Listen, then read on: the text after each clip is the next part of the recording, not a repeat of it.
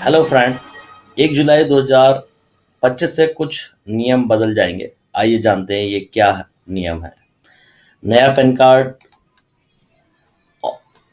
और टैक्स में जो बदलाव है, अब आपको नया पैन कार्ड बनवाने के लिए आधार वेरिफिकेशन कराना बेहद ज़रूरी होगा।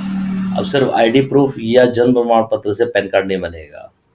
यानी पैन कार्ड अब आपको आधार से ज़रूर बनवाना पड़ेगा। एक और बदलाव हुआ है, बैंकिंग और डिजिटल भुगतान में बदलाव। इसमें यूपीआई चार्ज बैक अब बिना जो यूपीआई पे चार्ज लगाया था वो चार्ज बैक हो गया है। अब बिना एनपीसीआई अनुमति के दोबारा भुगतान दोबारा प्रोसेस हो सकेगा।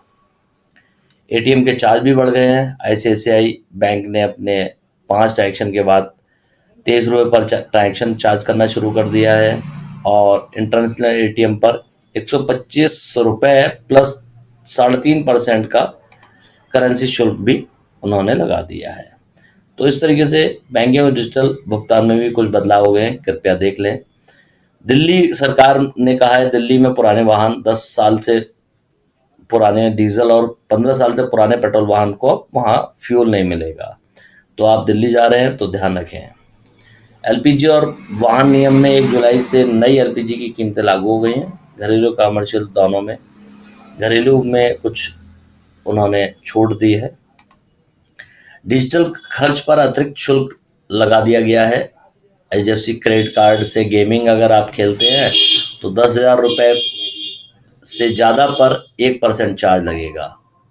वैलेट में 10,000 प्लस यानी 10,000 से अधिक राशि लोड करने पर 1% शुल्क लगेगा। 50,000 से ऊपर की यूटिलिटी बिल अगर आप पे करते हैं, बिजली पानी गैस, तो उस पर 1% एक्स्ट्रा चार्ज देना होगा।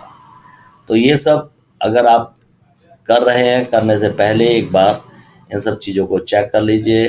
डिजिटल खर्च पर डिटेल में आप देख लीजिए।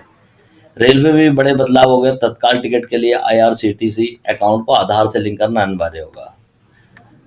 ट्रेन बुकिंग, जो ट्रेन का टिकट बुकिंग है उसमें आधार ओटीपी अनिवार्य कर दिया गया है। किराया भी बढ़ा दिया गया है। नॉन एसी 0.01 पैसा 1 पैसा पर किलोमीटर और एसी में 2 पैसा पर किलोमीटर की बढ़ोतरी की है।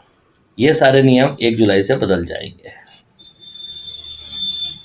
तो दोस्तों, बस मुझे यही बताना था कि ये सारे नियम 1 जुलाई से बदल गए।